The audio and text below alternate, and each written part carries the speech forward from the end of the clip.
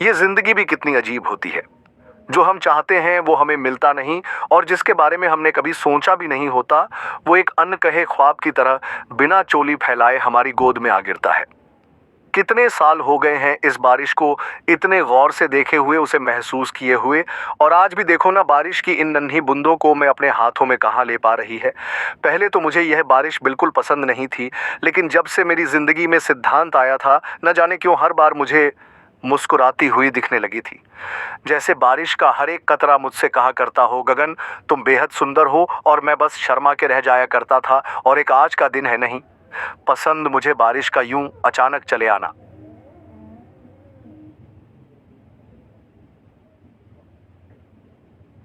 नहीं पसंद मुझे बारिश का बेखबर घर की खिड़की से अंदर झांकना।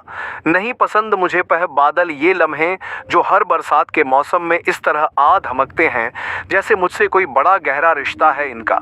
गहरा रिश्ता, ये सोचते सोचते गगन ने एक लंबी सांस ली और अपनी आंखें बंद कर ली। बालकनी में इस तरह से बैठे उसे आधा घंटा हो गया था। अपनी आंखें खोलने से पहले सीली हुई आंख को उसने अपने रुमाल से पोंछ लिया। 2 साल पहले उसने जो भी फैसला लिया था, अपनी मर्जी से ही तो लिया था। ऐसे ही किसी गहरे रिश्ते को वो खुद ही तो खत्म करके आया था। आज कई दिनों के बाद उसे उस दिन की याद आ रही है जब सिद्धांत से उसने आखिरी बार बात की थी। शायद यह आंसू उसी बरसात की याद है। शायद यह आंसू उस प्यार के हैं। शायद वह आंसू उसी उपहार के हैं जिसे उसने अपनी झोली में गिरने नहीं दिया था। सिद्धांत ने प्यार के बदले में उससे कभी कुछ नहीं मांगा। कभी कुछ भी तो नहीं मांगा। अगर मांग लेता तो शायद हिम्मत कर भी लेती अपने मम्मी पापा को सच बताने की। पर वो कैसे कहता उनसे कि वह अपनी जिंदगी सिर्फ सिद्धांत के साथ बिताना चाहता है। आखिर वह एक गे है। उसके पापा का सपना था कि वह डॉक्टर बने। उनका यह एक सपना तक वह पूरा नहीं कर पाया था, तो वह उनसे कैसे कह देता कि उसे अपनी मर्जी से शादी करनी है। उनसे किस मुंह से जाकर कहता कि वह उसके लिए अब लड़की देखना बंद कर दे। आगे की पढ़ाई करना तो सिर्फ एक बहाना है। आज 2 साल के बाद भी उसके दिल में सिर्फ सिद्धांत के लिए ही प्यार है। लेकिन सिद्धांत, इन सब में उसका भी क्या दोष था। उसे तो पता भी नहीं कि उसकी गगन उसे कितना चाहता है। अगर किसी तरह जान लेता तो क्या वो खुद को इतना दूर कर पाता। पर जानता भी कैसे। गगन ने उसे कभी सच पता ही नहीं चलने दिया। उसने उस आखिरी मुलाकात में सिद्धांत से बस इतना कहा था, सिद्धांत मुझे नहीं लगता कि मैं प्यार करता हूं।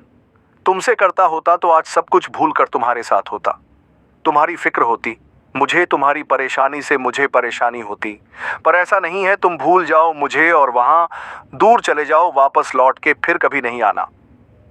सिद्धांत अपने प्यार को समेटकर चुपचाप वहां से चला गया था। सिद्धांत से हुई वो पहली मुलाकात भी गगन कैसे भूल सकता है। जोरदार बारिश जो उसे हमेशा ही खटकती थी, इस बरसात से गीली हो आई हरियाली की सुगंध याद आना, उस रेशमी शाम को याद आना लाजमी है। न जाने कैसे एक अनकहा रिश्ता उसके दिल में उतरता चला गया, इतना गहरा कि हर एक सांस के साथ सिद्धांत के प्यार की, उसके साथ की सुगंध आती कोई नाम नहीं था। उस सुगंध का, मखमली एहसास का, उस बरसात की एक शाम का, और वो कोई नाम देना भी नहीं चाहता था। उस दिन जोरों की बारिश हो रही थी, इतनी जोरों की उसकी बौछार मन के अंदर तक आ रही थी। बारिश की वो महीना जैसे तन को नहीं मन को भिगो रहा था। वह कॉलेज से ऑटो स्टैंड की तरफ निकला ही था कि बेमौसम बारिश होने लगी जो उसे जैसे किसी से मिलवाने को बेताब थी। वह बारिश में भीगता हुआ अपनी छतरी को आड़ा टेढ़ा संभाले उधर ही बढ़ा चला जा रहा था। कुछ लोग बारिश से बचाव के लिए पहले से खड़े थे। शायद वो सभी बारिश खत्म होने का ही इंतजार कर रहे थे। उस दिन उसे समझ आया जाकर कि तेज बारिश में छतरी भी दीवानी हो जाती है। उसका भी रोम रोम बारिश के पानी के स्वाद में खो जाता है, हवा से जिसकी कभी बनती नहीं तो भी तेज बारिश में उसी के संग हो जाना चाहती है। वह सर से लेकर पांव तक पूरी तरह भीग चुका था और हल्के हल्के कांप रहा था। शाम का वक्त था, घड़ी 6 बजा रही थी। सूट बूट पहने पीछे खड़े एक 24-25 साल के युवक ने गगन से हल्के से कहा, आप पूरी तरह से भीग गए हैं, आपको ठंड लग जाएगी, आप चाहे तो मेरा सूट ले सकते हो। देखिए, यहाँ काम करता हूँ, किसी दिन यहाँ से गुजरिएगा तो लौटा दीजिएगा, मेरे पास दूसरा है। गगन को अब भी याद है कि उसने किस तरह उसकी तरफ गुस्से से देखा था। फिर उसने अपनी छतरी को बंद किया और खुद को रूमाल से पोंछने लगा। वो कुछ नहीं बोला। सिद्धांत भी चुपचाप खड़ा रहा। आपका घर कहाँ है? देखिए, बारिश तेज हुई है, शाम को वहां से ऑटो नहीं मिलेंगे। आप चाहे तो मैं आपको बाइक से घर छोड़। सिद्धांत ने फिर से कहा। आप थोड़ी देर चुप बैठेंगे? मैंने आपसे कोई मदद मांगी क्या? गगन ने उस लड़के से पीछा छुड़ाने के लिए गुस्से से कहा था। वी चुप होकर थोड़ा दूर खड़ा हो गया था। इतने में गगन की जोरों की छींक आनी शुरू हो गई थी। उसका रूमाल भी पूरी तरह से भीग चुका था। फिर सिद्धांत ने ही अपना रूमाल उसके आगे बढ़ाते हुए कहा था, यह तो ले लीजिए, वरना मुझे मेरे इंसान होने पर दुख होगा। हल्की सी मुस्कुराहट तैर गई थी। वो शब्द, वो वाक्य, आवाज का उतार चढ़ाव वैसा का वैसा ही आज भी याद है।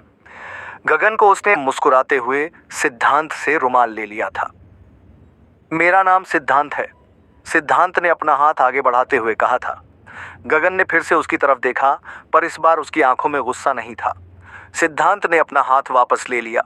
कुछ देर दोनों यूं ही चुपचाप खड़े रहे। बारिश का संगीत जैसे उन दोनों के बीच की खामोशी में मंद मंद बह रहा था। बारिश हल्की हो चुकी थी। वहां खड़े सारे लोग एक एक करके चले गए थे। अब सिर्फ 3 लोग थे, गगन, सिद्धांत और उनके बीच की खामोशी। आप चाहे तो मैं आपको कहीं ड्रॉप कर सकता हूं, सिद्धांत एक बार फिर हिम्मत करके कहा। जी नहीं, मुझे यही पास तक जाना है, मैं ऑटो लेकर चली जाऊंगा, उसने हल्के से मुस्कुराकर जवाब दिया।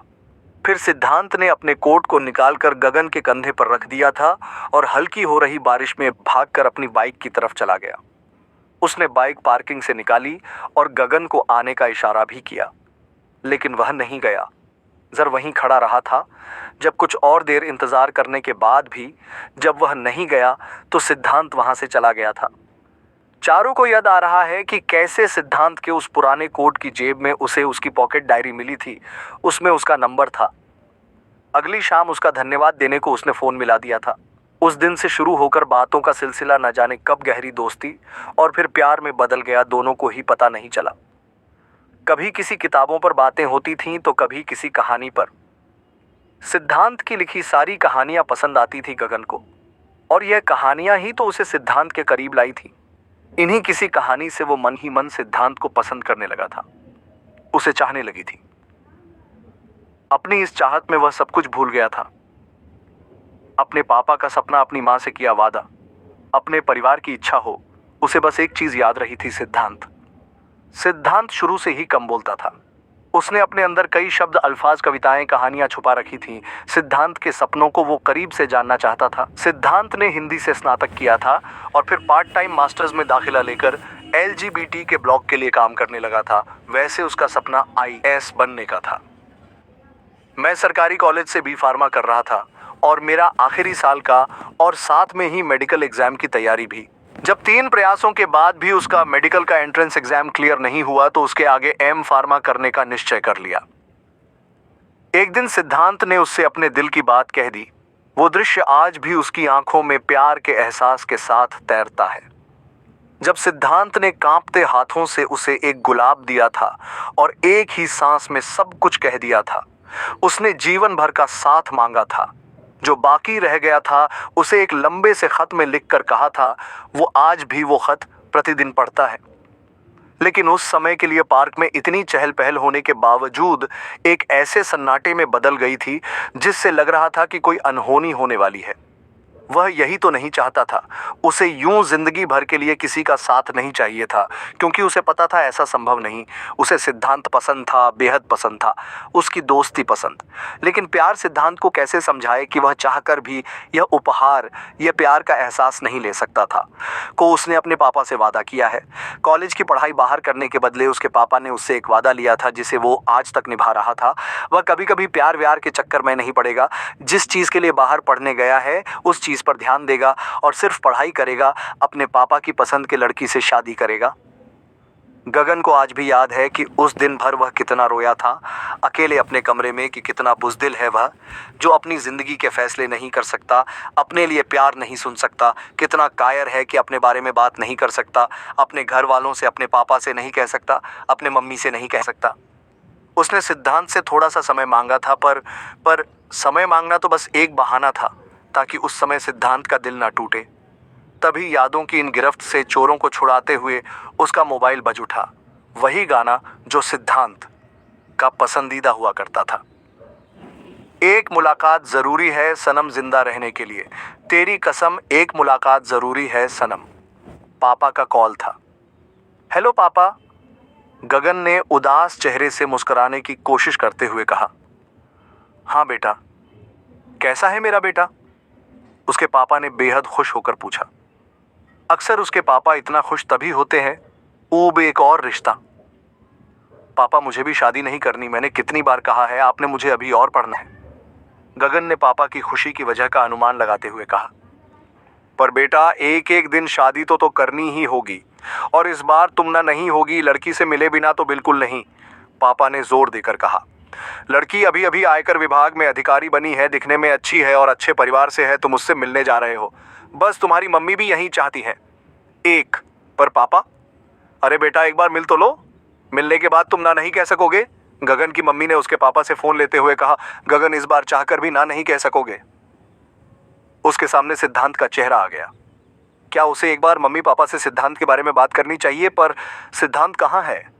उसका भी तो 2 साल से कोई पता नहीं, मैंने भी तो उससे संपर्क करने की कभी कोई कोशिश नहीं की। गगन के सवाल बिना जवाब के ही पानी में बने हवा के बुलबुलों की तरह ऊपर उठकर खत्म हो जा रहे थे। उसे नहीं समझ आ रहा था वह अब क्या करे। गगन ने अपना मोबाइल उठाया और अपने सबसे अच्छी दोस्त राधा का नंबर लगा दिया, पर उधर से कोई जवाब नहीं मिला। करीब आधे घंटे बाद राधा उधर से कॉल किया। गगन फोन उठाते राधा से बोला, क्या तेरे पास सिद्धांत का नंबर है? राधा ने जवाब दिया, नहीं, पर अब क्या करेगा सिद्धांत के नंबर का? गगन ने कहा, बस कुछ नहीं, उससे बात करनी थी। उधर से राधा ने कहा कि आप क्या बात करनी है? कितने दिन वो तुम्हें समझाता रहा, पर तुम्हें समझ में आ ही नहीं रहा था, और अब तुम्हें इतने दिनों के बाद तुम्हें सिद्धांत का नंबर चाहिए। सिद्धांत का नंबर ना मेरे पास है और ना किसी और के पास। तेरे उस इंसिडेंट के बाद वह हर किसी से डिस्कनेक्ट हो गया, उसने अपनी दुनिया ही अलग कर ली थी, राधा ने बताया। यह सुनकर गगन उदास होकर बोला, अच्छा राधा सुनो, मेरे लिए रिश्ता आया है। इस बार मुझे लगता है मुझे हाँ कहनी ही पड़ेगी, मेरे पास मना करने का कोई बहाना नहीं है। इतने दिन मम्मी पापा से शादी की और रिश्ते के लिए टालता रहा कि मुझे कहीं ना कहीं लगता था कि सिद्धांत वापस आ जाएगा, पर अब शायद बहुत देर हो चुकी है। उधर से राधा ने कहा, वह हमेशा ही तेरा इंतजार करता था, तूने ही कभी नहीं देखा। तू जब उसको इतना प्यार करता था, तूने उसको जाने कैसे दिया? दूसरी चीज, तूने अपने मम्मी पापा से कभी इस चीज के बारे में नहीं बताया। एक बार बात तो करके देखता। खैर छोड़ दो, सब जो हो गया सो हो गया। अपनी आगे की लाइफ पर ध्यान दे और अपने पापा के बताए रिश्ते की लड़की से शादी का हो सकता है कि वो कभी तेरी किस्मत में था ही नहीं। बेहतर रहेगा कि तू अपने आने वाली जिंदगी में ध्यान दे। गगन में गुस्से में फोन रख दिया। उसे बहुत रोना आ रहा था। ये क्या कर दिया उसने? वह लड़का जो उसे बेपनाह प्यार करता था, जिससे वह बेपनाह प्यार करता था, उसने कभी भी कुछ नहीं मांगा, सिर्फ और सिर्फ साथ के अलावा। गगन को अपने आप पर गुस्सा भी आ रहा था। कितना बड़ा बेवकूफ में उसने जिंदगी भर का साथ मांगा था। ये पादी मेरा तीसरी जो उसे मैंने खुद ही अपनी जिंदगी से अलग कर दिया, खुद ही अपने पैर पर कुल्हाड़ी मार ली। शायद राधा ठीक ही कह रही है कि मुझे इसी फैसले के साथ जीना होगा या गुजारना होगा। किसी के साथ जीने का मन ही नहीं है, अकेले ही जीना चाहता हूं। गगन ने मन ही मन में फैसला कर लिया। क्या वह शादी तो बिल्कुल नहीं करेगा, चाहे कुछ भी हो जाए, चाहे आप किसी से भी मुझे लाना पड़ जाए, लेकिन अब शादी तो मैं नहीं करूंगा। जब तक एक बार मिलने के लिए का सिद्धांत से, तब तक शादी नहीं करूंगा, चाहे कितने ही साल क्यों न लग जाए और मुझे कितना ही क्यों न तलाशना पड़े। सिद्धांत को जब तक मैं उससे मिल नहीं लेता, तब तक मैं और किसी का साथ अपनी जिंदगी में नहीं लेकर आऊंगा। बस एक बार मिलकर अच्छे से मुस्कुराते हुए बात हो जाए। कल सुबह पापा के बताएं लड़की से मिलना था। मैं कॉफ़ी शॉप पहुंच गया। मन ही मन मैंने सोचा कि मैं जिस लड़की से मिलने आया हूं, उस लड़की को मैं सब कुछ सच सच बता दूंगा। पापा ने बताया कि वह ब्लू कलर का कुछ पहन कर आई है। पापा ने अभी तक ना ही उस लड़की की फ़ोटो भेजी थी और ना ही मैंने उसे कभी देखा था। तुम्हें पहचानता कैसे? पापा ने कहा कि वह कॉर्नर की टेबल पर बैठी होगी। पापा ने यह भी कहा कि तुम मुझसे अच्छे से बात करना, उसको अपने बारे में बताना, उससे उसके बारे में पूछना, बिल्कुल जेंटलमैन टाइप रहना। सोच ही रहा था कि तभी पीछे से किसी ने उसके कंधे पर हाथ रखा और पूछा, क्या मेरे साथ कॉफी पीना पसंद करोगे? आवाज जानी पहचानी थी। वह पीछे मुड़ा देखा तो ब्लू शर्ट में सिद्धांत खड़ा था। तभी एक मैसेज आया। मैसेज पापा का था। उसमें सिद्धांत की तस्वीर थी और नीचे टेक्स्ट में कुछ लिखा भी था। एक स्माइल वाली स्माइली थी। पापा ने लिखा था, काश तुम पहले बता देते तो अच्छा होता, तुझे यूं रोना नहीं पड़ता। मुझे नहीं पता था कि मेरा बेटा एक वादे को निभाने के लिए अपनी पूरी की पूरी जिंदगी मेरे खातिर, मेरे वादे के खातिर दांव पर लगाने लगा था। तेरी खुशी में ही हमारी खुशी होगी। तू अपनी जिंदगी के लिए जैसा फैसला करेगा हम उसमें खुश होंगे, क्योंकि हमारे लिए तुम्हारी खुशी ज्यादा मायने रखती है। गगन ने रिप्लाई में लिखा, सॉरी पापा, काश मैं पहले कह पाता। उधर से रिप्लाई आया, कहा था ना इस बार ना नहीं कर पाओगे, गुड लक बेटा। अगर आपको ये कहानी पसंद आई हो तो लाइक, शेयर और कमेंट करना न भूलें। साथ ही हमारे चैनल आशीष स्टोरी को सब्सक्राइब करें और बेल आइकन दबाएं ताकि नई कहानियां सबसे पहले आप तक पहुंचे। और हाँ, पुरानी वीडियो को इतना प्यार देने के लिए आपका बहुत बहुत धन्यवाद। जल्द मिलते हैं एक और नई कहानी के साथ।